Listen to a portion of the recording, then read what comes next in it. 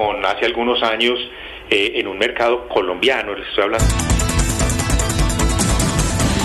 1:21, una de las noticias del día es que se ha ratificado desde la Jurisdicción Especial de Paz que los antiguos cabecillas de las FARC que firmaron el acuerdo del Teatro Colón y que están sometidos a la JEP serán imputados por secuestro y por esclavitud. Secuestro, por supuesto que los hechos son evidentes y claros a través de la historia de dolor que causaron los antiguos guerrilleros, pero lo novedoso y lo que ha generado controversia, sobre todo entre los antiguos integrantes de esta guerrilla, es que la JEP logró determinar que también cometieron actos de esclavitud, sometieron a trabajos forzosos a los secuestrados de manera sistemática. Uno de los magistrados que ha tomado esta determinación del Tribunal de Paz de la JEP es el magistrado Camilo Suárez, que nos atiende a esta hora.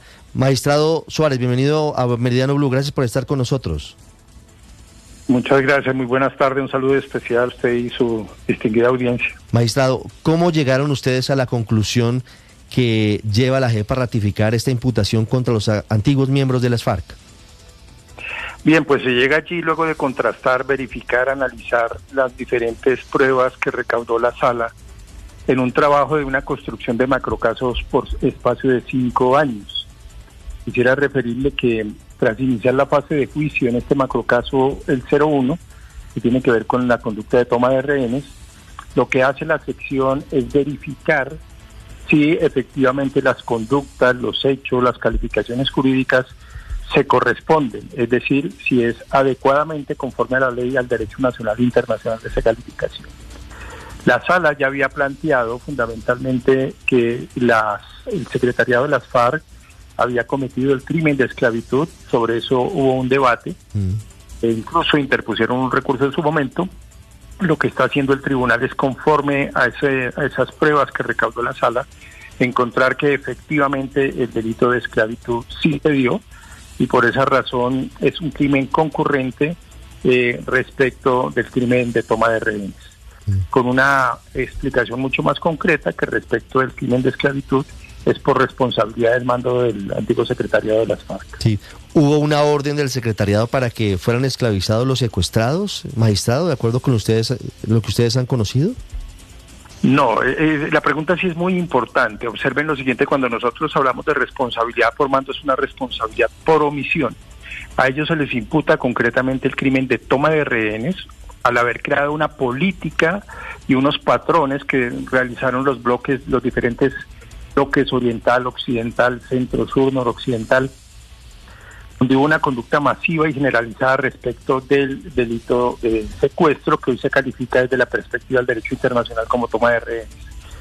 Pero lo que se evidencia es que hubo falta de control, falta a pesar de tener información antes, durante y después de la conducta por parte de quienes integraban la cúpula de esta organización, no se tomó ninguna acción para evitar que esta conducta se cometiera, para interrumpir que esta conducta se cometiera, incluso para haber ejercido su nivel de sanción disciplinaria. Y lo que se evidencia fundamentalmente es que muchos comparecientes fue afectada su dignidad humana, su condición humana, al haber sido empleados por trabajos que atentan contra la dignidad y que se conocen como en el marco del derecho internacional contemporáneo como delito de esclavitud. Magistrado, esa es mi siguiente pregunta. ¿Cómo se configura con los secuestrados? Este capítulo es un capítulo terrible en la historia de Colombia, pero ¿cómo configuraban los antiguos integrantes de las FARC el delito de esclavitud con los secuestrados? ¿A qué los sometían? Bien, es muy importante precisar que el delito de esclavitud ha tenido una visión contemporánea y es la que ha aplicado la Jurisdicción Especial para la Paz. Hay antecedentes ya de la propia Corte Penal Internacional, del Tribunal de Yugoslavia, pero particularmente es cuando la persona es sometida, la persona es cosificada, cuando la persona es sometida a la voluntad y los intereses de quien es el captor. No es necesariamente, como se entendía anteriormente, que sea un proceso de venta de una persona o un tráfico de personas, sino la privación de la libertad aparejada en trabajos, por ejemplo, desmonte de la naturaleza, es decir, de yesbar, desmontar, trabajar en carreteras, trabajar en proyectos, entonces, en trabajar en actividades para intereses de las FARC. Fundamentalmente lo que se pudo encontrar es que estos trabajos a los que eran sometidas estas personas que estaban en, muchos de ellos fueron para sancionar o para castigar o a quienes que se consideraban enemigos de esta organización, o un tercer escenario que tenía que ver para solventar intereses de las FARC. Varios de los comparecientes hoy vinculados acá reconocieron esas actividades en las audiencias de reconocimiento, e incluso han llegado a reconocer que emplearon de forma inadecuada la condición de estas personas para ponerlas a trabajar de acuerdo a sus intereses.